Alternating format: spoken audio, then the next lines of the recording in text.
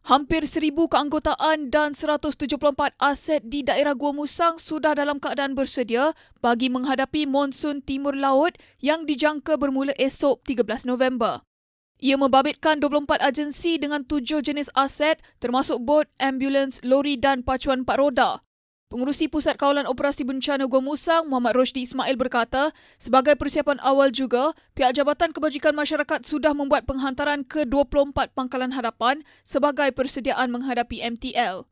Menurut beliau, persiapan menghadapi MTL sememangnya dilakukan setiap tahun di daerah ini bagi menghadapi sebarang kemungkinan banjir besar berlaku. Muhammad Roshdi berkata selain itu sebagai persediaan awal juga, pihak Jabatan Pengairan dan Saliran sudah memeriksa dan menyelenggara 16 siren banjir di daerah ini.